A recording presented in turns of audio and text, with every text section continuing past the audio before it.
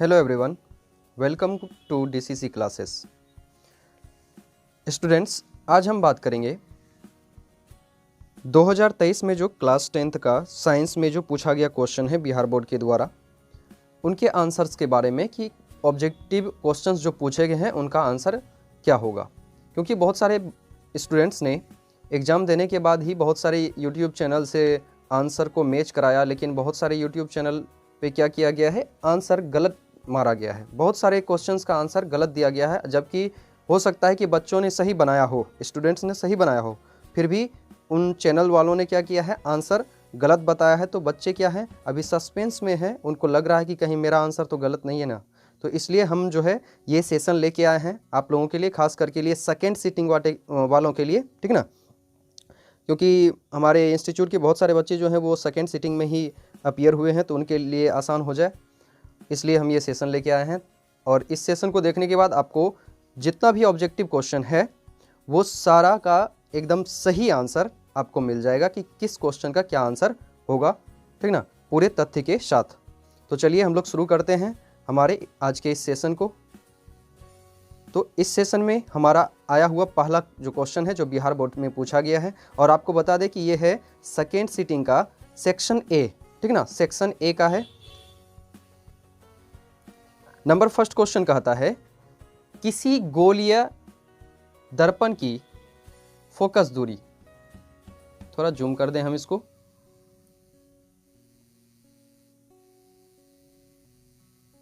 देखिए कह रहा है किसी गोलीय दर्पण की फोकस दूरी +20 सेंटीमीटर है। यह गोलीय दर्पण किस प्रकार का है। आप पढ़े हैं कि गोलीय दर्पण जो होता है ये मुख्यतः दो प्रकार के होते हैं, एक होता है उत्तल दर्पण और दूसरा होता है अवतल दर्पण। यहाँ पे कहा जा रहा है कि ये जो फोकस दूरी है, क्या फोकस दूरी, ये प्लस में दिया हुआ है। देखिए यहाँ पे फोकस दूरी क्या है, प्लस में है, ठीक ना। तो यही आपसे पूछा जा रहा है कि +20 सेंटीमीटर है, तो यह गोलीय दर्पण किस प्रकार का होगा। तो आप पढ़े हैं, अच्छे से जानते हैं कि गोलीय दर्पण जो होता है जिसका फोकस दूरी धनात्मक होता है वो होता है उत्तल। तो पहला का आंसर हो जाएगा बी। नेक्स्ट क्वेश्चन है हमारा 2 में, कह रहा है समतल दर्पण द्वारा बना प्रतिबिंब होता है। तो आप जानते हैं समतल दर्पण द्वारा बना प्रतिबिंब जो होता है वो काल्पनिक होता है, हमेशा ही काल्पनिक होता है। नेक्स्ट है निम्नलिखित में से दर्पण सूत्र कौन है। तो दर्पण सूत्र होगा 1/f = 1/v + 1/u, option B correct हो जाएगा हमारा। नेक्स्ट है किसी समतल दर्पण द्वारा, क्वेश्चन कह रहा है किसी समतल दर्पण द्वारा आवर्धन होता है, ठीक ना, किसी समतल दर्पण द्वारा आवर्धन होता है, तो ये सिंपल है एकदम, +1 होता है।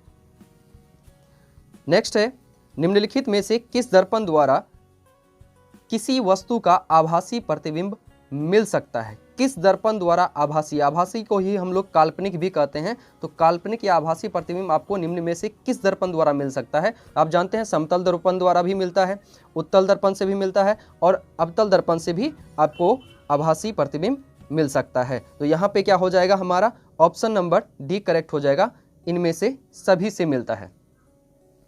नेक्स्ट है हमारा आकाश का नीला रंग होना किस परिघटना का परिणाम है।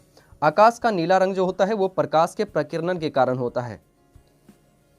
नेक्स्ट क्वेश्चन 7 में कह रहा है कि विरल माध्यम से सघन माध्यम में जाती हुई किरण मुड़ जाती है। आप पढ़े हैं कि जैसे मान लीजिए कि ये एक माध्यम है, इधर मान लीजिए कोई सघन माध्यम है, पानी वगैरह कुछ भी है, और यहाँ हवा है, वायु है, तो इधर से एक प्रकाश किरण आ रही है। कह रहा है विरल माध्यम से सघन माध्यम में जाती हुई किरण जो होती है वो मुड़ जाती है। तो यहाँ पे मान लीजिए कि हमने एक अभिलंब ड्रॉ कर दिया, ये है अभिलंब। अब यहाँ पे क्या होगा हमारा कि ये जो आप देख रहे हैं ऊपर वाला हिस्सा जो है, ये वाला हिस्सा, ये विरल माध्यम है, हवा है इधर, और नीचे क्या है, पानी है, तो ये डेंसर माध्यम है। तो जब हम क्या होंगे, खुले से किसी बंध में आएंगे, यानी विरल माध्यम से सघन माध्यम में प्रवेश करेंगे, तो प्रकाश की गति क्या हो जाती है, थोड़ी कम हो जाती है, उसकी स्पीड घट जाती है। घटने की वजह से वो क्या हो जाती है, अभिलंब की ओर मुड़ जाती है। ये जो अभिलंब है इसकी ओर क्या हो जाएगी, झुक जाएगी, इनके बीच का कोण जो होगा वो कम हो जाएगा। तो यहाँ पे क्या हो जाएगा, आंसर हमारा ए हो जाएगा, 7 का ए। अगला क्वेश्चन कह रहा है निम्नलिखित में से किस लेंस की फोकस दूरी धनात्मक होती है? तो फोकस दूरी धनात्मक, इससे पहले भी हमने शुरू में ये क्वेश्चन आप देखे हैं जिसमें कह रहा था +20, यानी धनात्मक फोकस दूरी किसका होता है? तो उत्तल लेंस का होता है, ठीक ना। उत्तल लेंस जो है, यहाँ पे आप देखिए ये जो यहाँ पे लेंस दिया हुआ है वहाँ पे दर्पण का बात किया जा रहा था। पहले क्वेश्चन में जो है वो दर्पण की बात की जा रही थी और दूसरे क्वेश्चन में कह रहा है लेंस में। तो लेंस भी होता है कौन? हमारा उत्तल लेंस ही होता है जिसका फोकस दूरी क्या होता है? धनात्मक होता है। एक बार फिर से हम आपको वो क्वेश्चन दिखा दें। यहाँ पे कह रहा था क्या? नंबर फर्स्ट में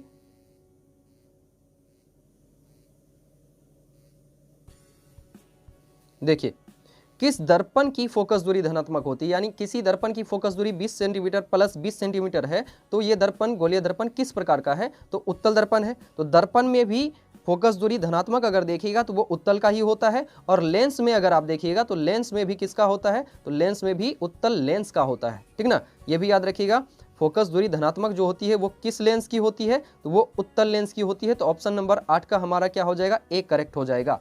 नेक्स्ट हम लोग चलते हैं 9 नंबर में। देखिए 9 नंबर में कह रहा है सघन माध्यम से विरल माध्यम में गमन करने पर आपतन कोण, जिसमें कि आपतन कोण I बराबर 0 नहीं होना चाहिए, और आपतन कोण अपवर्तन कोण जो होता है R में क्या संबंध होता है? कह रहा है सघन माध्यम से विरल माध्यम में गमन करने पर आपतन कोण और अपवर्तन कोण R में क्या संबंध होता है? तो आप जानते हैं, ये मान लीजिए कि एक दर्पण या मीडियम है कोई भी, तो यहाँ पे मान लीजिए कि ये एक पूरा कांच का सिल्ली है, ठीक है। तो ये क्या हो गया? एक डेंसर मीडियम हो गया, और इधर क्या है आपका? खुला हवा है। इधर क्या है? इस साइड खुला हवा है। तो ये हमारा क्या हो गया? ये विरल माध्यम हो गया। ये है सघन माध्यम और वो है विरल माध्यम। तो अब हम देखते हैं यहाँ कह रहा है कि सघन माध्यम से विरल माध्यम में जाएगा। तो ये हमारा सघन माध्यम है, तो प्रकाश किरण इधर से कहाँ जाएगी? विरल की ओर। तो यहाँ से जाएगी प्रकाश किरण किधर? विरल माध्यम की ओर। तो यहाँ पे हम क्या कर रहे हैं? अभिलंब डाल देते हैं। यह है अभिलंब। अब देखिए यहाँ से सघन से कहाँ जा रहा है? विरल में, यानी एक माध्यम ऐसा है जिसमें कि प्रकाश की चाल कम है, यानी इस सघन माध्यम में प्रकाश की चाल क्या होगी? कम होगी। और यहाँ से जैसे ही बाहर निकलेगा उसका स्पीड बढ़ जाएगा। स्पीड जैसे ही बढ़ेगा तो यहाँ पे क्या होगा? अभिलंब से दूर भागेगा। ये तो आप लोग अच्छे से पढ़े हैं।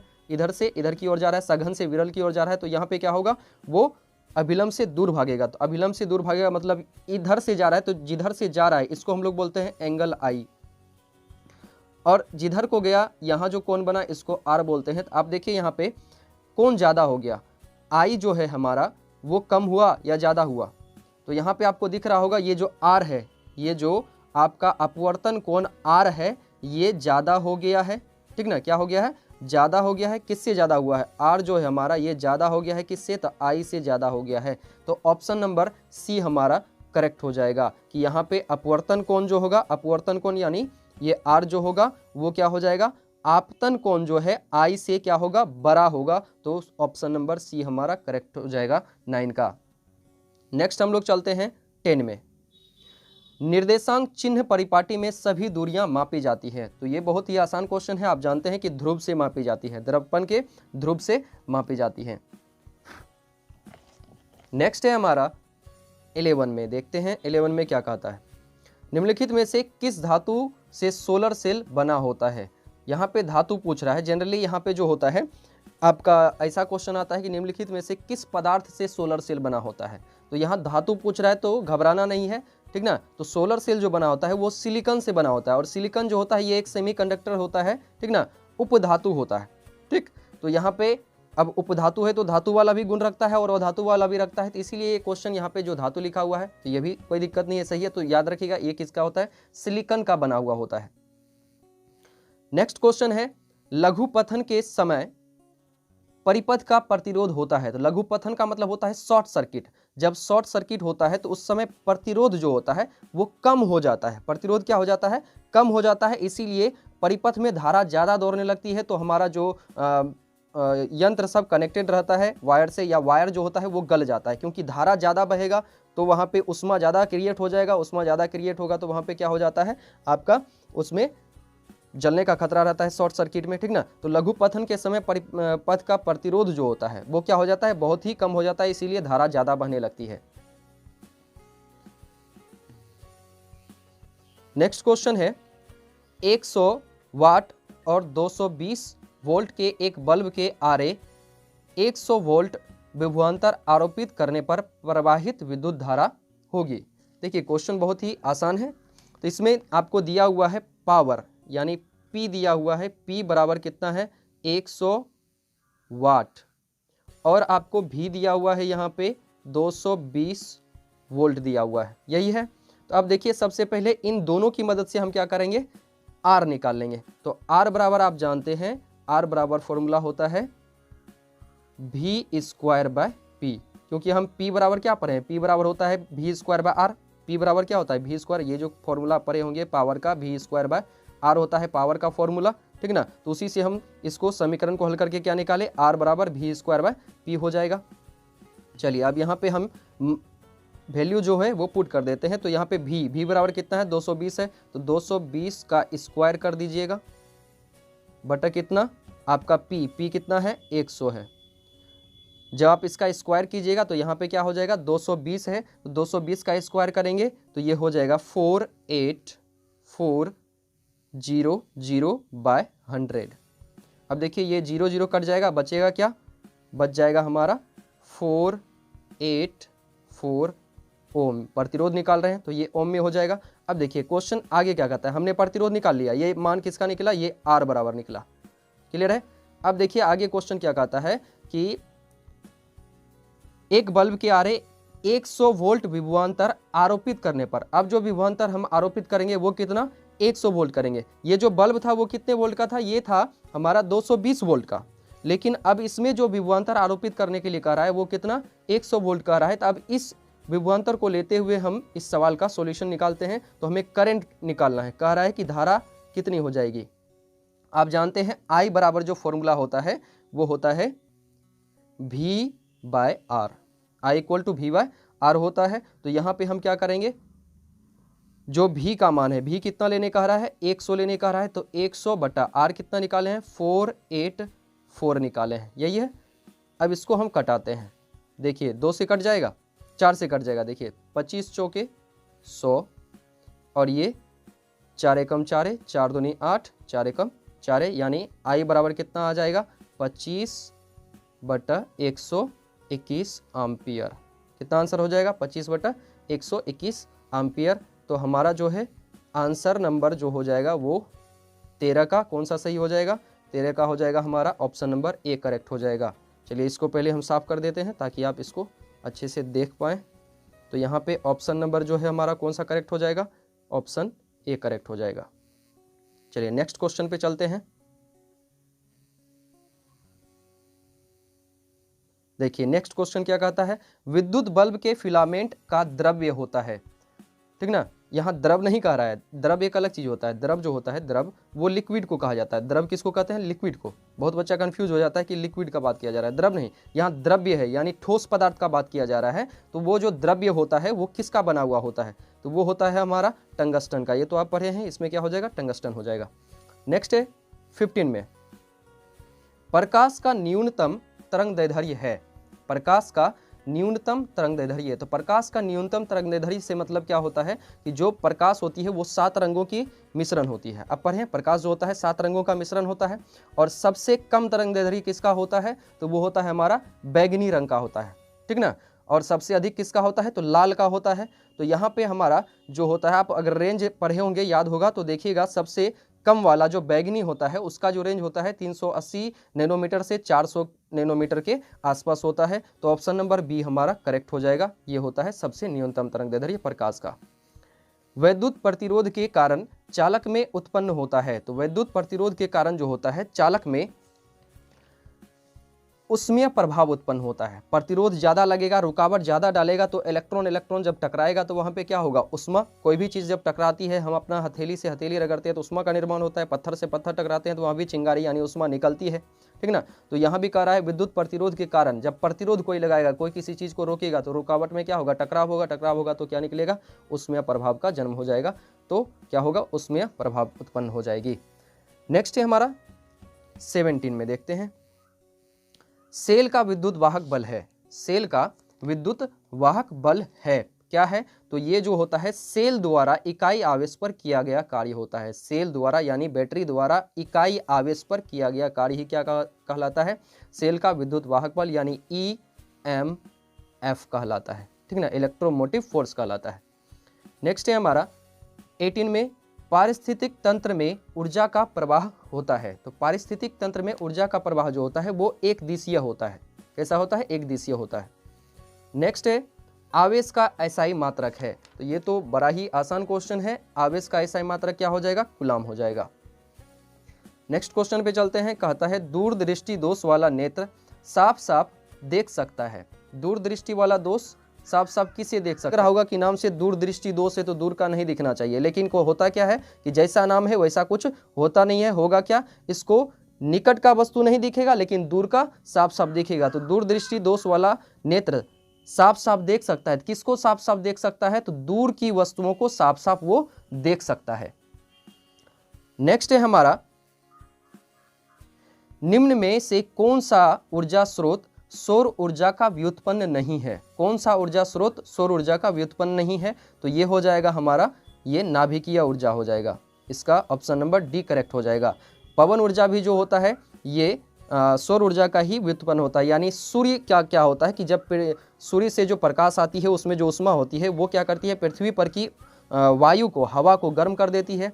और क्या होता है कि जो गर्म हवा होती है वो ऊपर उठती है और ठंडी हवा उसका स्थान ले लेती है। तो गर्म हवा जो एकदम तीव्र गति से चलने लगती है कुछ क्षेत्रों में, तो वहाँ पे हम क्या करते हैं, एक विंड मिल लगा देते हैं, ठीक ना। वही विंड मिल क्या होता है, उसके पंखे पे पड़ता है तो पंखा घूमता है, पीछे हम लोग क्या लगा देते हैं, मोटर वगैरह लगा देते हैं, जनरेटर लगा देते हैं, आर्मेचर लगा देते हैं, तो उससे इलेक्ट्रिसिटी जनरेट होता है। तो ये भी सूर्य के प्रकाश की वजह से ही होता है। सूर्य अगर ऊष्मा नहीं देगा तो हवा गर्म नहीं होगा, हवा गर्म नहीं होगा तो ऊपर जाएगा नहीं और विंड मिल को घुमाएगा नहीं। तो ये भी हमारा क्या है, सौर ऊर्जा का ही व्युत्पन्न है, पवन ऊर्जा।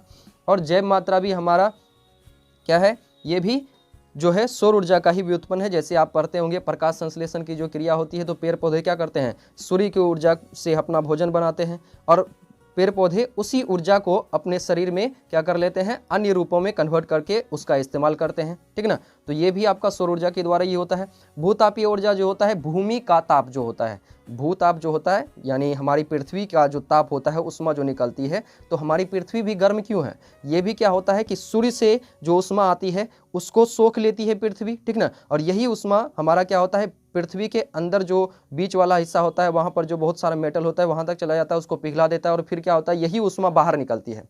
पृथ्वी के अंदर की ही उष्मा क्या होती है, बाहर निकलती है। और पृथ्वी में क्या होता है, एक जल का भी लेयर होता है, ठीक ना, अंदर में जल का लेयर भी होता है। वहाँ पे क्या होता है हमारा, वहाँ जैसे ही उष्मा बाहर निकलेगी तो ऊपर में पानी होगा, तो पानी को क्या कर देगा, गर्म कर देगा। जैसे मान के चलिए कि ये हमारा पृथ्वी है, ठीक ना। अब इस पृथ्वी के यहाँ पे क्या होगा, बहुत सारा परत होता है, ठीक ना, बालू मिट्टी बहुत चीज़ होता है। इसके नीचे आप देखिएगा तो यहाँ पानी होता है, फिर नीचे भी बहुत सारा परत होता है, यहाँ भी परत होता है, ठीक ना। अब यहाँ से क्या होगा कि इसके नीचे बीच वाला हिस्सा क्रोड मेंटल बहुत सारा चीज़ रहता है, जो क्या होगा, गर्म होगा। तो वहाँ से गर्मी बाहर निकलेगी तो किसको गर्म कर देगा, इन पानी को गर्म कर देगा, ठीक ना। अब यही पानी क्या होगा, गर्म होने की वजह से वाष्प में कन्वर्ट होगा। अब यही वाष्प क्या होता है, छोटे छोटे चट्टान के बीच से बाहर निकलता है। तो इसी को हम लोग क्या करते हैं, पाइप के माध्यम से निकाल करके और वही फिर से हम लोग क्या करते हैं, टरबाइन लगा देते हैं, उसको घुमा लेते हैं, आर्मेचर घूमता है तो इलेक्ट्रिसिटी जनरेट हो जाती है। तो भूतापीय ऊर्जा का भी हम लोग उपयोग कर लेते हैं किसके निर्माण में, इलेक्ट्रिसिटी के निर्माण में। तो यहाँ भी भूमि जो गर्म हो रही है क्यों होती है, अंदर से उसका उष्मा निकलता है। तो और पृथ्वी को उष्मा मिलता कहाँ से इसके अंदर उतना उष्मा आती है, तो ये भी क्या करती है, सूर्य से मिलने वाली उष्मा को ही क्या करती है, अपने अंदर दबा के रख लेती है और वही उष्मा फिर बाहर निकलता है, यही प्रोसेस होता है। तो ये भी सौर ऊर्जा का ही एक व्युत्पन्न है। लेकिन नाभिकीय ऊर्जा जो होता है ये आप पढ़े हैं, नाभिकीय विखंडन वगैरह सब के कारण होता है। तो यहाँ पे क्या होता है, इलेक्ट्रॉन में टकराव के कारण होता है, यहाँ पे इलेक्ट्रॉन के वजह से होता है ये क्रिया। सौर ऊर्जा का इसमें कोई योगदान नहीं होता है। तो नेक्स्ट क्वेश्चन पे हम लोग चलते हैं 22 में। विद्युत धारा के चुंबकीय प्रभाव की खोज किसने की थी। तो विद्युत धारा के चुंबकीय प्रभाव की जो खोज है वो ऑर्स्टेड ने की थी। ऑर्स्टेड ने ही बताया था कि अगर कोई सुचालक तार लीजिएगा, उसमें करंट दीजिएगा तो वो क्या करेगा, उसके इर्द गिर्द चुंबकीय क्षेत्र का भी जन्म हो जाता है। तो ये पहली बार ऑर्स्टेड ने ही बताया था। नेक्स्ट है हमारा, चिन्हों की निर्देशांक परिपाटी में धनात्मक फोकस दूरी होती है। चिन्हों की निर्देशांक परिपाटी में धनात्मक फोकस दूरी होती है। किसकी होती है धनात्मक फोकस दूरी? तो आप जानते हैं धनात्मक फोकस दूरी तो पहला किसका होता है? उत्तल लेंस का होता है। इससे पहले भी ये क्वेश्चन किए हैं, शुरू में भी किए हैं, उसके बाद शायद 8 नंबर में भी ये क्वेश्चन किए हैं। तो उत्तल लेंस की भी फोकस दूरी धनात्मक होती है और उत्तल दर्पण की भी फोकस दूरी धनात्मक होती है, यानी दोनों सही है, ए और बी दोनों सही है। तो हमारा डी नंबर ऑप्शन करेक्ट हो जाएगा, ए और बी दोनों। नेक्स्ट चलते हैं हम लोग 24 में। 24 में कह रहा है निम्नलिखित में से किस कारण से सामान्य नमक का जलीय घोल विद्युत का सुचालक होता है? सामान्य नमक आप जानते हैं इसका फॉर्मूला क्या होता है? NaCl होता है और इसी को जब हम पानी में घुलाएंगे तो पानी में जाने के बाद ये Na प्लस और Cl माइनस आयन में टूट जाता है। तो यहाँ दोनों आयन उपस्थित रहेगा तभी क्या होता है? ये सुचालकता दर्शाएगा। तो यहाँ पे हमारा क्या हो जाएगा कि बी नंबर ऑप्शन में कह रहा है कि धनावेश एवं ऋणावेश दोनों की विपरीत दिशा में गतियों के कारण ही क्या होता है कि ये जो हमारा साधारण नमक का जलीय घोल होता है वो विद्युत का सुचालक होता है। तो यहाँ पे ऑप्शन नंबर बी हमारा क्या हो जाएगा? करेक्ट हो जाएगा, ऑप्शन नंबर बी। चलिए नेक्स्ट क्वेश्चन पे अब हम लोग चलते हैं। नेक्स्ट क्वेश्चन क्या कह रहा है 25 में, धोबिया सोडा का रासायनिक सूत्र क्या है? धोबिया सोडा या धोबन सोडा जिसको हम लोग बोलते हैं वॉशिंग पाउडर, इसका सूत्र क्या होता है? Na2CO3 × 10H2O होता है। ये तो बड़ा ही आसान क्वेश्चन है। नेक्स्ट क्वेश्चन पे हम लोग चलते हैं। निम्नलिखित में कौन अधातु है? यहाँ पे अधातु पूछा जा रहा है। तो आप जानते हैं कि कॉपर एक धातु है, सबके घर में कॉपर का बर्तन होता है, तो कॉपर भी एक धातु है। लोहा भी धातु है, ठीक ना। और निकेल भी धातु है। तो यहाँ पे फास्फोरस जो है, ये फास्फोरस आपका अधातु हो जाएगा, ऑप्शन नंबर बी करेक्ट हो जाएगा। नेक्स्ट है कैल्शियम की परमाणु संख्या क्या है? कैल्शियम की परमाणु संख्या क्या है? कैल्शियम की परमाणु संख्या क्या होती है? 20 होती है। नेक्स्ट क्वेश्चन पे चलते हैं। नेक्स्ट क्वेश्चन कह रहा है मेंडलीव की आवर्त सारणी में वर्गों की संख्या कितनी है? मेंडलीव की आवर्त सारणी में वर्गों की संख्या पूछी जा रही है। तो वर्गों की संख्या कितनी है? इसमें 8 है, ठीक ना। और आवर्त अगर पूछता तो आवर्त होता है कितना? आवर्त होता है 6। आधुनिक आवर्त सारणी से एक कम आवर्त होता है मेंडलीव में, ठीक ना। अब चलते हैं नेक्स्ट क्वेश्चन पे। और वर्ग कितना? तो 8 होता है, सी नंबर ऑप्शन सही हो जाएगा। नेक्स्ट है 29 में, जिप्सम का रासायनिक सूत्र है। जिप्सम का रासायनिक सूत्र क्या हो जाता है? CaSO4 × 2H2O होता है। तो ऑप्शन नंबर हमारा क्या हो जाएगा? डी करेक्ट हो जाएगा, CaSO4 × 2H2O। नेक्स्ट क्वेश्चन पे अब हम लोग चलते हैं। नेक्स्ट कह रहा है 30 नंबर में, बोरोन का परमाणु भार है। बोरोन का परमाणु भार है, तो बोरोन का परमाणु भार होता है 11। नेक्स्ट क्वेश्चन, केलेमाइन निम्नांकित में से किस धातु का अयस्क है? आप जानते हैं जिंक ब्लेंड और केलेमाइन, यही दो तो जिंक धातु का होता है। तो यहाँ पे भी केलेमाइन किसका हो जाएगा? Zn का। Zn CO3 इसका पूरा फॉर्मूला होता है। अब हम लोग चलते हैं नेक्स्ट क्वेश्चन पे 32 में। 32 में कह रहा है अमोनिया के एक अणु में नाइट्रोजन एवं हाइड्रोजन के परमाणुओं का अनुपात है। अमोनिया का फॉर्मूला आप लोग जानते होंगे, इसका फॉर्मूला होता है NH3। कितना होता है? NH3 ammonia. यहाँ देखिए नाइट्रोजन कितना है? नहीं कुछ तो 1 है, और हाइड्रोजन कितना? 3 है। तो एक अनुपात कितना हो जाएगा? 3 हो जाएगा। तो ये किस में है? तो ऑप्शन नंबर बी हमारा करेक्ट हो जाएगा, 1:3। नेक्स्ट क्वेश्चन पे हम लोग चलते हैं 33 का, किस पीएच मान वाला विलयन सबसे अधिक क्षारीय होगा? तो पीएच मान वाला विलयन, जितना ज्यादा पीएच मान रहेगा 7 से जितना अधिक रहेगा उतना ही ज्यादा क्या होता है? क्षारकीय होता है। तो यहाँ पे देखिए 5 है, 10 है, 8 है और 11 है। तो सबसे ज्यादा 11 वाला, तो ये सबसे ज्यादा क्षारीय हो जाएगा। चूना जल का रासायनिक नाम है। नेक्स्ट क्वेश्चन है चूना जल। देखिए एक चीज आप पढ़े होंगे, एक होता है चूना, या इसी को हम लोग कहते हैं कली चूना। क्या कहते हैं? कली चूना।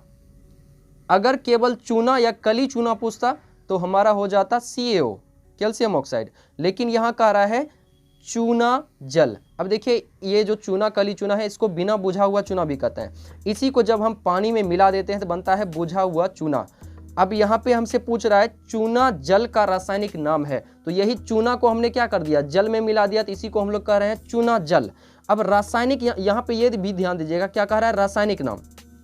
बहुत स्टूडेंट ये क्या किया होगा? बुझा हुआ चूना मार दिया होगा। यहाँ पे कह रहा है रासायनिक नाम। चूना जल का साधारण नाम बुझा हुआ चूना तो होता है, लेकिन इसका रासायनिक नाम बुझा हुआ चूना नहीं होता है। इसका रासायनिक नाम होता है कैल्शियम हाइड्रोक्साइड। फॉर्मूला होता है CaOH2, ठीक ना।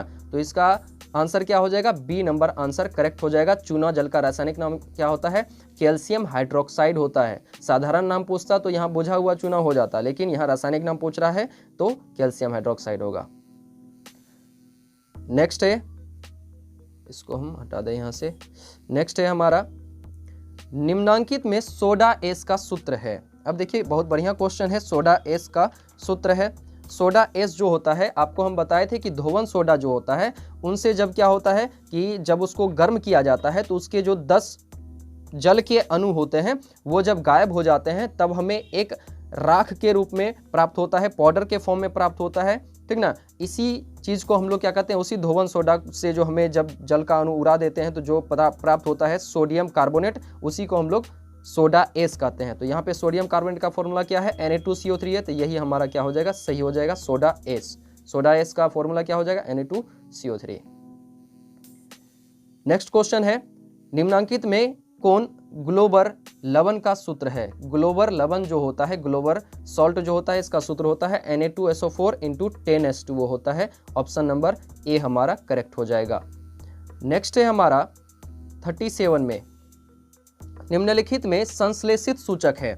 संश्लेषित का मतलब होता है सिंथेटिक या मानव निर्मित सूचक जो होता है, जिसको कृत्रिम सूचक भी हम लोग कहते हैं। तो आप जानते हैं हल्दी घरेलू सूचक है और प्राकृतिक सूचक है, लाल पत्ता गोभी प्राकृतिक सूचक है, लिटमस पत्र प्राकृतिक सूचक है, तो मैथिल ऑरेंज हो जाएगा। ऑप्शन नंबर सी हमारा करेक्ट हो जाएगा।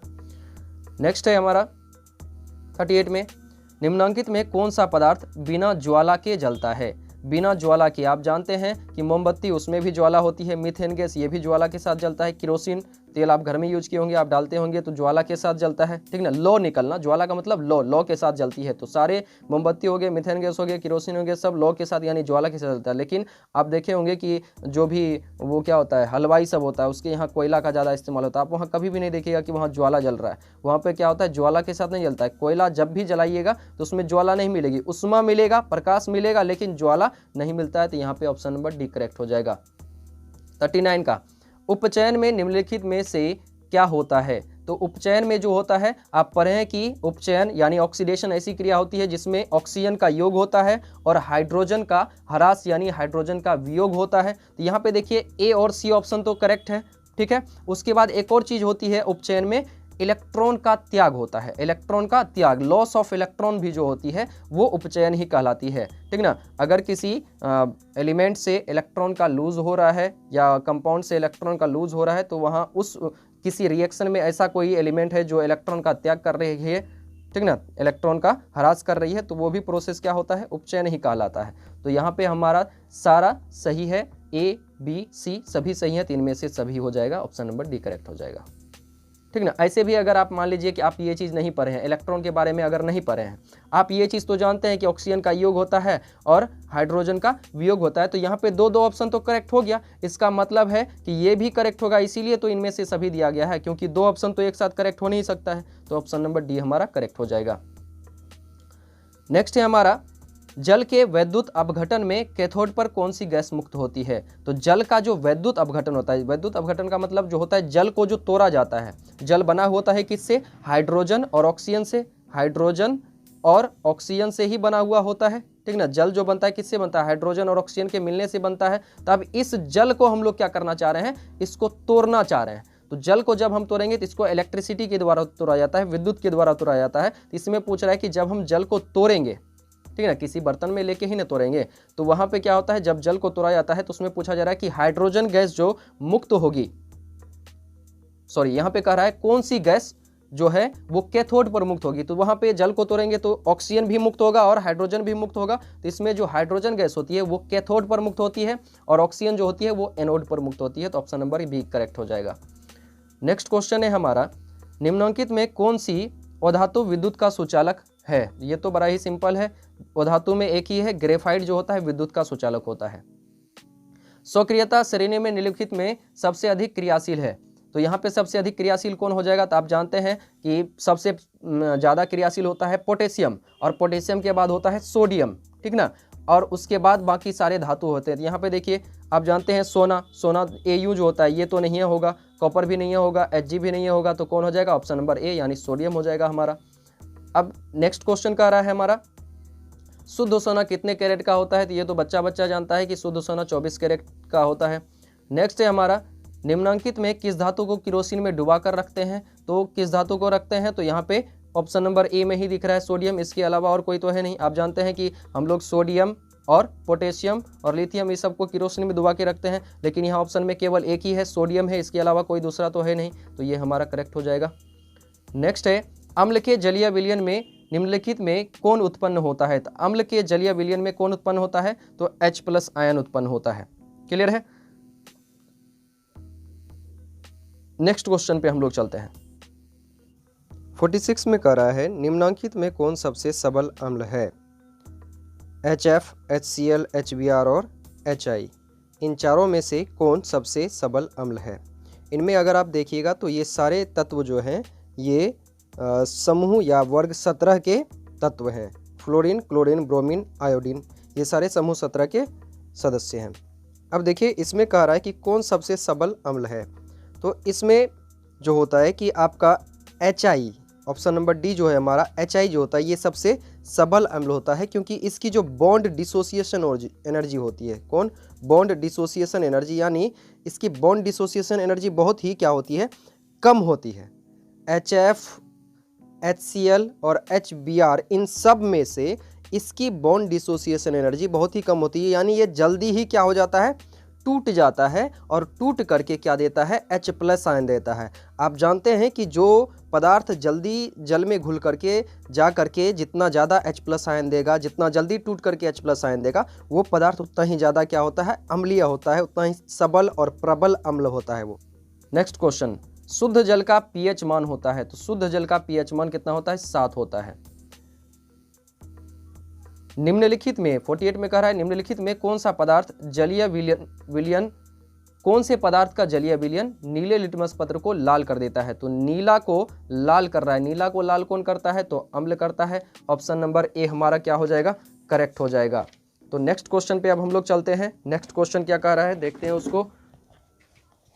देखिए अगला क्वेश्चन 49 में कह रहा है, पेंटेन जिसका अणुसूत्र C5H12 है के कितने संरचना समावयवी संभव हैं। आप जानते हैं पेंटेन के 3 समावयवी होते हैं, ब्यूटेन के होते हैं कितने, ब्यूटेन के 2, पेंटेन के 3 होते हैं, तो ऑप्शन नंबर सी करेक्ट हो जाएगा हमारा 49 का।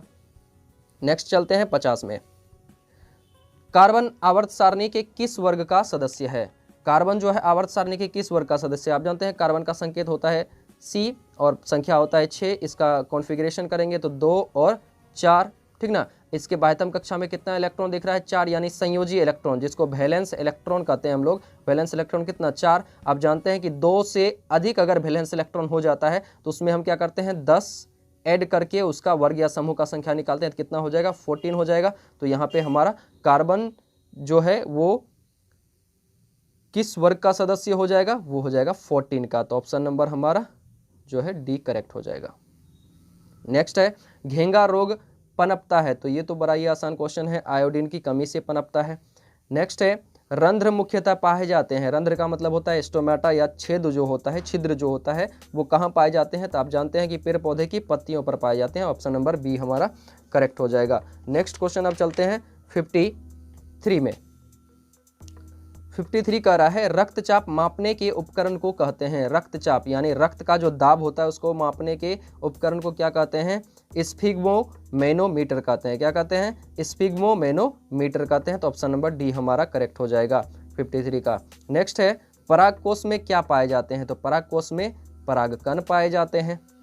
नेक्स्ट हम लोग चलते हैं 55 में, लसिका का रंग होता है, तो लसिका का रंग जो होता है ये तो सबसे पहले ट्रांसपेरेंट होता है, हल्का सफ़ेद होता है, लेकिन ये कभी कभार क्या होता है कि हल्के पीले रंग का भी पाया जाता है। कैसा, हल्के पीले रंग का पाया जाता है। तो ऑप्शन नंबर डी हमारा करेक्ट हो जाएगा। 56 में चलते हैं, निम्नलिखित में कौन एक जैव अनिम्नीकरणीय पदार्थ है। इसको इंग्लिश में कहते हैं नॉन बायोडिग्रेडेबल, मतलब जैव अनिम्नीकरण का मतलब होता है कि जीव जंतुओं के द्वारा जिस पदार्थ को नष्ट ना किया जा सके, ठीक ना, जीव जंतुओं के द्वारा जिस पदार्थ को छोटे छोटे अणुओं में तोड़ा नहीं जा सके, नष्ट नहीं किया जा सके, ठीक ना, वैसे पदार्थ जो जैव अनिम्नीकरणीय पदार्थ कहलाते हैं, नॉन बायोडिग्रेडेबल मटेरियल कहलाते हैं। जैसे प्लास्टिक वगैरह, इसको जल्दी नष्ट नहीं किया जा सकता है, बहुत समय लग जाता है इसको नष्ट होने में, ये हमारे इन्वायरमेंट को पोल्यूट कर देता है। तो ऑप्शन में तो कहीं प्लास्टिक है नहीं, लेकिन यहाँ पे आप देखिए कागज़, कागज़ जो होता है ये क्या हो जाता है, जल्दी नष्ट हो जाता है, ठीक ना। लकड़ी ये भी नष्ट हो जाता है, वाहित मल, मलमूत्र सब जो होता है वो भी क्या होता है, नष्ट हो जाता है। लेकिन DDT, ठीक ना, DDT जो होता है ये जल्दी नष्ट नहीं होता है। तो ये हमारा क्या है, जैव अनिर्वनीकरणीय पदार्थ है। इसका आप देखे होंगे कीटनाशक के रूप में इसका इस्तेमाल किया जाता है। जो खुद ही कीटाणु को मार देता है वो उसको कीटाणु क्या मारेगा। तो सिंपल है कि ये हमारा ऑप्शन नंबर डी करेक्ट हो जाएगा, ठीक ना। अब चलते हैं हम लोग नेक्स्ट क्वेश्चन पे। 57 जैव आवर्धन प्रदर्शित करने वाला रसायन है। जैव आवर्धन प्रदर्शित करने वाला, आवर्धन, जैव आवर्धन का मतलब होता है बायोमैग्निफिकेशन। बायोमैग्निफिकेशन शो करने वाला पदार्थ कौन सा है, तो वो भी कौन होता है, DDT होता है। चलिए नेक्स्ट क्वेश्चन पे हम लोग चलते हैं। रंध्र का मुख्य कार्य है। पेड़ पौधे की पत्तियों में जो रंध्र पाया जाता है उसका मुख्य कार्य क्या है। तो आप सिंपली जानते हैं कि पेड़ पौधे की पत्तियों में जो रंध्र होता है वो किसके लिए होता है, वो जो गैस छोड़ता है, यानी CO2 गैस जो छोड़ता है वो पत्तियों के माध्यम से ही निकलता है। और पानी को जो बाहर निकालता है, ठीक ना, शरीर के अंदर से, तो वो भी पेड़ पौधे की पत्तियों के माध्यम से, यानी वाष्पोत्सर्जन की क्रिया पत्तियों के माध्यम से होती है। तो गैसों का विनिमय और वाष्पोत्सर्जन, बी नंबर करेक्ट हो जाएगा। नेक्स्ट चलते हैं, वायुमंडल में CO2 का प्रतिशत क्या है। तो वायुमंडल में CO2 का प्रतिशत जो होता है वो 0.03%, बी नंबर ऑप्शन करेक्ट हो जाएगा। नेक्स्ट है, पौधों के उत्सर्जी पदार्थ हैं। पेड़ पौधे का उत्सर्जी पदार्थ है, ये क्वेश्चन तो कई बार पूछा गया है। तो यहाँ पे क्या हो जाएगा, टेनिन, गोंद, रेजिन, ये सारे क्या हैं, पौधे के उत्सर्जी पदार्थ हैं। नेक्स्ट है, डायलिसिस मशीन द्वारा रक्त का शुद्धिकरण की प्रक्रिया कहलाती है। डायलिसिस मशीन द्वारा रक्त के शुद्धिकरण की प्रक्रिया क्या कहलाती है, तो ये कहलाता है हीमोडायलिसिस कहलाता है। क्या कहलाता है, हीमोडायलिसिस कहलाता है। अब चलते हैं नेक्स्ट क्वेश्चन 62 में। 62 में कहा जा रहा है, निम्नलिखित में कौन गुरुत्वानुवर्तन का उदाहरण है। गुरुत्वानुवर्तन मतलब, देखिए गुरुत्व का मतलब क्या होता है, आप पढ़े हैं, गुरुत्व जो होता है वो पृथ्वी का जो बल होता है, पृथ्वी नीचे की ओर वस्तु को खींचती है, ठीक ना, नीचे की ओर खींच रहा है। मतलब आप पेड़ पौधे को अगर देखिएगा तो पेड़ पौधे का अधिकतर चीज़ जो होता है, जैसे उसका तना हो गया, सब चीज़ क्या करता है, ऊपर की ओर ग्रो करता है, पृथ्वी के ऊपर, नीचे नहीं जाता है। पृथ्वी तो बल नीचे लगा रहा है, लेकिन उसका तना सब ऊपर जा रहा है, फल सब भी ऊपर लगता है, ठीक ना। फूल की भी वृद्धि क्या होती है, ऊपर होती है। आप देखें कभी फूल को उल्टा खिलते हुए, पृथ्वी की तरफ खिलते हुए नहीं, आप देखिएगा फूल जो होता है ऊपर की तरफ खिलता है, यानी वो गुरुत्वाकर्षण के विपरीत कार्य कर रहा है। लेकिन यहाँ पे हमारा जड़ जो होता है, पेड़ पौधे का जड़ जो होता है वो जमीन के नीचे जाता है, यानी पृथ्वी के गुरुत्वानुवर्तन का वो क्या करता है, जिधर पृथ्वी का गुरुत्वाकर्षण बल लग रहा है, गुरुत्व बल लग रहा है, उधर की ओर ही वो जाता है। तो यहाँ पे गुरुत्वानुवर्तन का उदाहरण क्या हो जाएगा, जड़ की वृद्धि हो जाएगी। नेक्स्ट है हमारा 63, पूर्ण विकसित अंडाशय कहलाता है। पूर्ण विकसित अंडाशय जो होता है वो फल कहलाता है। नेक्स्ट चलते हैं हम लोग 64 में, लैंगिक जनन संचारित रोग है। तो जनन संचारित रोग जो होता है वो है हमारा एड्स, लैंगिक जनन संचारित रोग, ठीक ना, तो ये हो जाएगा एड्स। नेक्स्ट है 65 में, निम्नलिखित में से कौन परागकोश में पाया जाता है। तो ये क्वेश्चन इससे पहले भी आया था। तो परागकोश में कौन पाया जाता है, तो परागकण पाया जाता है। 66 में, निम्नांकित में कौन सा पादप हार्मोन नहीं है। तो पादप हार्मोन नहीं है ये पूछा जा रहा है। तो आप जानते हैं पादप हार्मोन कितने होते हैं, टोटल 5 या 6 होते हैं। तो उनमें से देखिए एक होता है ऑक्सिन, ये भी पादप हार्मोन है, ठीक ना। दूसरा होता है आपका एथिलीन, और होता है साइटोकाइनिन, और एक होता है गिब्रेलिन। क्या होता है, गिब्रेलिन। तो यहाँ तो ऑप्शन में गिब्रेलिन है नहीं, तो यहाँ पे आप देख लिए ये भी पादप हार्मोन है, ये भी पादप हार्मोन है, ये भी पादप हार्मोन है, और गिब्रेलिन भी पादप हार्मोन है। लेकिन यहाँ पे ऑप्शन नंबर बी में लिखा हुआ है ऑक्सीटोसिन, ये पादप हार्मोन नहीं है। तो ऑप्शन नंबर बी हमारा करेक्ट हो जाएगा। अब चलते हैं हम लोग 67 में, अलैंगिक जनन की विधि है। तो अब चुनना है किसमें अलैंगिक जनन की विधि पाई जाती है। तो आप जानते हैं मुकुलन जो है ये अलैंगिक जनन की विधि है, विखंडन भी अलैंगिक जनन की विधि है। तो आप देखिए दो ऑप्शन सही हो रहा है। तो बीजाणु जनन भी क्या होगा, अलैंगिक जनन की विधि होगा। तो सिंपली बीजाणु जनन भी क्या होता है, वो अलैंगिक जनन की विधि होती है। तो इनमें से सभी हो जाएगा। नेक्स्ट 68 में कह रहा है, मेंडल ने अपने प्रयोग के लिए किस पौधे का चयन किया। तो ये बड़ा ही आसान क्वेश्चन है, मटर का प्रयोग किया। नेक्स्ट है 69 में, निम्नांकित में से किनको जीव विज्ञान का पिता कहा जाता है? जीव विज्ञान का पिता यहाँ पे कहा जा रहा है, ठीक ना। बहुत सारे यूट्यूबर ने क्या किया है, यहाँ पे भी बता दिया है कि ग्रेगर जॉन मेंडल, जबकि ग्रेगर जॉन मेंडल है वो आनुवांशिकता के पिता हैं, ठीक ना, आनुवांशिकता के जनक हैं। जीव विज्ञान का पिता पूछा जाए तो वो है एरिस्टोटल यानी अरस्तु। ऑप्शन नंबर बी हमारा करेक्ट हो जाएगा। 70, मानव युग्मक में लिंग गुणसूत्रों की संख्या होती है। तो मानव युग्मक में पूछा जा रहा है, ठीक ना। गुणसूत्रों की संख्या पूछता तो वो तो होता है हमारा जोड़ा में, अगर कहिएगा तो 23 जोड़ा होता है, 46 पाया जाता है। लेकिन यहाँ पूछ रहा है मानव युग्मक में पूछा जा रहा है, मानव युग्मक में लिंग गुणसूत्रों का मतलब होता है कि जिनके द्वारा लिंग का निर्धारण होता है। आप जानते हैं लिंग का निर्धारण जो गुणसूत्र के द्वारा होता है वो होता है X और Y के द्वारा। ये ना होता है जिसमें कि फीमेल में XX पाया जाता है और मेल में X और Y दोनों पाया जाता है। तो ये दो जो है हमारा, इसी को हम लोग कहते हैं लिंग गुणसूत्र। कितना संख्या है? 2। जोड़ा में पूछता तो 1, अगर पूछता है कितना युग्म होता है तो युग्म में हो जाता है, ऑप्शन नंबर ए करेक्ट हो जाता है। लेकिन यहाँ संख्या पूछ रहा है तो संख्या का मतलब एगो ये, तो टोटल कितना? 2 होता है संख्या में। प्रकाश संश्लेषण की प्रकाश अभिक्रिया होती है। प्रकाश संश्लेषण की जो प्रकाश अभिक्रिया होती है वो कहाँ होती है? तो वो होता है क्लोरोप्लास्ट के ग्राना में होता है। कहाँ होता है? क्लोरोप्लास्ट के ग्राना में। नेक्स्ट हम लोग चलते हैं 72 में, कहता है गुर्दे में उत्पादित मूत्र अस्थायी रूप से संग्रहित होता है। गुर्दे में उत्पादित मूत्र जो होता है वो अस्थायी रूप से कहाँ संग्रहित होता है? टेम्पररीली वो कहाँ संग्रहित होता है? तो वो मूत्राशय में संग्रहित होता है। नेक्स्ट चलते हैं 73, ऑक्सीजन के परिवहन के लिए जिम्मेदार रक्त का घटक है। तो ऑक्सीजन का परिवहन के लिए जिम्मेदार रक्त घटक जो होता है वो आरबीसी होता है, रेड ब्लड सेल जो होता है वही ऑक्सीजन को पहुंचाता है हमारे शरीर के हर एक हिस्से तक। ये तो आप लोग पढ़े होंगे, क्लास 9th में भी ये टॉपिक है और 10th में भी है। तो आरबीसी रेड ब्लड सेल जो होता है, रक्त का जो घटक है, वो क्या करता है? हमारे शरीर के पूरे हिस्से में रक्त को पहुंचाने का काम करता है। डब्ल्यूबीसी जो होता है वो हमें बैक्टीरिया सबसे बचाने का काम करता है, रक्षा करता है, ठीक ना। तो ऑप्शन नंबर ए हमारा करेक्ट हो जाएगा। ये हमारा क्या है? ये ऑक्सीजन के परिवहन के लिए जिम्मेदार है आरबीसी। और रक्त पट्टिकाणु या रक्त बिंबाणु आप जानते हैं कि ये प्लेटलेट्स होता है, रक्त को थक्का बनाने का काम करता है, ऑक्सीजन को ले जाने का काम ये नहीं करता है। नेक्स्ट हम लोग चलते हैं, कृमि रूप परिशेषिका किसका हिस्सा है? कृमि रूप परिशेषिका किसका हिस्सा है? तो ये जो है आहार नाल का हिस्सा है। किसका है? आहार नाल का हिस्सा है, एलिमेंट्री कैनाल का। किसका? एलिमेंट्री कैनाल, ये इंग्लिश में बोले तो एलिमेंट्री कैनाल। नेक्स्ट है 75 में, प्रकाश की ओर प्ररोह की गति है। एक था गुरुत्वानुवर्तन जो नीचे की ओर होता है, तो यहाँ पूछ रहा है प्रकाश की ओर प्ररोह की गति। प्रकाश की ओर प्ररोह की गति क्या कहलाएगा? प्रकाशानुवर्तन कहलाएगा, सिंपल है। 76, किससे बचने के लिए आयोडीन युक्त नमक का प्रयोग की सलाह दी जाती है? आयोडीन युक्त नमक के प्रयोग की सलाह किससे बचने के लिए दी जाती है? तो ये भी क्वेश्चन रिपीट किया आपका, 2 बार आ गया। आप समझिए कितना आसान हो गया एग्जाम को पास करना। एक क्वेश्चन का आंसर जान रहे हैं तो हर बार यही मारते रहिए। 2, 3, 4 क्वेश्चन तो आपको लग रहा है कि ये रिपीट कर दिया है ये क्वेश्चन। अगर बच्चा एक क्वेश्चन का जवाब जानता होगा तो समझिए कि वो 3-4 क्वेश्चन का आंसर तो ऐसे ही मार दिया, उसके हाथ में है।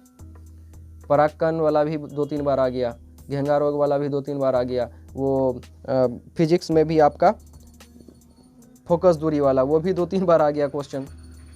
नेक्स्ट है हमारा, मनुष्य में कपाल तंत्रिकाओं की संख्या होती है। मनुष्य में कपाल तंत्रिकाओं, जिसको हम लोग कहते हैं the number of cranial nerves present in human beings is, ये जो होता है इसकी संख्या जो होती है कपाल तंत्रिकाओं की, ये 12 होती है। यहाँ पे ऑप्शन बी में लिखा हुआ है 31 जोड़ी, ये जो होता है मेरु तंत्रिका का संख्या होता है। किसका होता है? 31 जोड़ी जो होता है वो मेरु तंत्रिका का होता है, और 12 जोड़ी किसका होता है? कपाल तंत्रिका का होता है। ऑप्शन नंबर ए करेक्ट हो जाएगा। नेक्स्ट है 78 में, मस्तिष्क का कौन सा भाग में गंध पहचानने का केंद्र है? मस्तिष्क का कौन सा भाग, यानी हमारे ब्रेन का कौन सा हिस्सा जो है गंध पहचानने का केंद्र है? तो इसमें याद रखिएगा कि हमारा मस्तिष्क जो होता है इसका जो अग्र भाग होता है मस्तिष्क का, जिसको हम मस्तिष्क का 3 हिस्सा होता है। एक होता है अग्र मस्तिष्क, मध्य मस्तिष्क और पश्च मस्तिष्क। अग्र मस्तिष्क को हम लोग प्रमस्तिष्क या गोलार्ध या इस प्रमस्तिष्क गोलार्ध या सेरिब्रम कहते हैं। क्या कहते हैं? सेरिब्रम। इसी में एक जो होता है, इसमें पाया जाता है घ्राण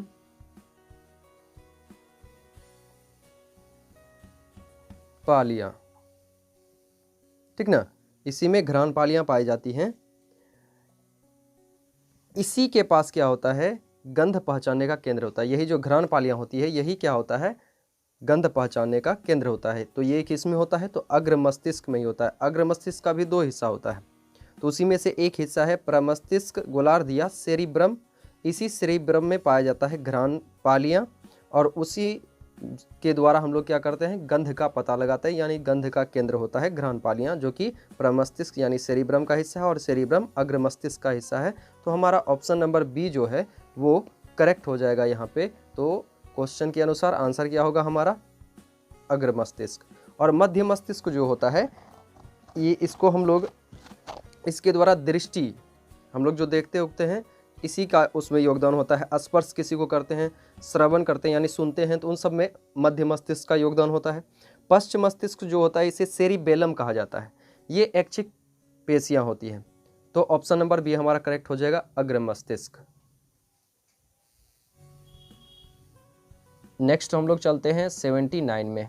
प्रथम मासिक धर्म का प्रकट होना, प्रथम मासिक धर्म का प्रकट होना क्या कहलाती है? तो प्रथम मासिक धर्म का जो प्रकट होना होता है, ये मेनार्के कहलाता है। क्या कहलाता है? यहाँ पे लिखा हुआ है मेनार्चे, तो यही हमारा बी नंबर करेक्ट हो जाएगा। इसको इंग्लिश में कहते हैं मेनार्के या हिंदी में कहते हैं मेनार्चे। 79 का बी। अब देखिए यहाँ पे ऑप्शन आप छांट भी सकते हैं। जैसे यहाँ पे एक लिखा हुआ है मोनोपाउज। पाउज का मतलब क्या हो जाता है? रुक जाना। पाउज का मतलब, जैसे यहाँ इंग्लिश में देखिए लिखा हुआ है ना पाउज, पाउज का मतलब रुक जाना। यानी मेंस्ट्रुएशन का जो क्रिया होता है वो 45 से 50 साल की जब महिलाएं होने लगती हैं, 45-50 साल की होने लगती हैं, तो उनका जो होता है ये मेंस्ट्रुएशन का क्रिया धीमा पड़ जाता है, बंद हो जाता है, ठीक ना। तो इसी प्रोसेस को, इसी घटनाक्रम को हम लोग कहते हैं मोनोपाउज। तो ऑप्शन नंबर ए तो हमारा होगा नहीं, ठीक ना। और यहाँ पे डी भी होगा नहीं, क्योंकि एक तो पहले ही गलत हो गया, तो डी भी कट गया। बचा हुआ है बी और सी। तो मेंस्ट्रुअल साइकिल जो होता है वो पूरे प्रोसेस को कहते हैं। ये जो महीने का क्रम चलते रहता है, ठीक ना, महीने में जो ये क्रिया होती रहती है, जिसको हम लोग मेंस्ट्रुएशन की क्रिया कहते हैं, ठीक ना, मासिक चक्रण की क्रिया जो कहती हैं, या रजोधर्म जिसको कहते हैं, मासिक धर्म जिसको कहते हैं, वो हमारा मेंस्ट्रुअल साइकिल होता है। तो वो पहली बार जब होता है, जब फीमेल जो होती है 12 से 13 साल की होती है, तो उस समय जब ये प्रोसेस स्टार्ट होता है, तो उसको हम लोग क्या कहते हैं? तो उसको कहते हैं मेनार्की। चलिए अब चलते हैं हम लोग 80 में। निम्नलिखित में से कौन कृत्रिम कायिक प्रवर्धन की एक विधि है? कृत्रिम कायिक प्रवर्धन की विधि। तो कृत्रिम कायिक प्रवर्धन आप जानते हैं कि कायिक प्रवर्धन में क्या होता है? ये विधि वैसे पेड़ पौधों के लिए किया जाता है, मतलब वैसे जनन के लिए किया जाता है जिसका कि बीज बहुत कम उपलब्ध होता है, ठीक ना। तो जैसे आप गुलाब का फूल ले लीजिए, उसका बीज बहुत कम मिलता है। तो वैसे पेड़ पौधों का जब हम चाहते हैं कि इससे एक नया पेड़ उत्पन्न हो जाए, तो उसको हम क्या करते हैं? उस पेड़ की डंठल को काट करके उसको लगा देते हैं, ठीक ना। ये जैसे कि यहाँ लिखा हुआ है कलम लगाना, एक होता है दाब कलम करना, ये सब आर्टिफिशियल प्रोसेस है, ठीक ना। और एक होता है कलम बंधन। ये तीनों प्रोसेस जो होता है कृत्रिम कायिक प्रवर्धन की ही एक विधि है, जिसको हम लोग कटिंग कहते हैं, लेयरिंग कहते हैं और ग्राफ्टिंग कहते हैं। ये सारा प्रोसेस किसका है? आर्टिफिशियल वेजिटेटिव प्रोपेगेशन का ही है। तो यहाँ पे ऑप्शन नंबर डी हमारा करेक्ट हो जाएगा, ऑल ऑफ दिस। तो अब जो है, अब तो हमारा क्वेश्चन है नहीं, अब सब्जेक्टिव आ गया है। तो उम्मीद है कि आप लोगों ने इन सब का अच्छे से आंसर दिया होगा, और आगामी परीक्षाओं के लिए भी आपको बेस्ट ऑफ लक। और मेरी ईश्वर से यही प्रार्थना रहेगी कि आप लोग एग्जाम में अच्छा करें, टॉपर की लिस्ट में आपका नाम आए। बहुत बहुत धन्यवाद। ऐसे ही जुड़े रहें DCC क्लासेस के साथ। वीडियो को लाइक एंड चैनल को सब्सक्राइब जरूर करें। धन्यवाद।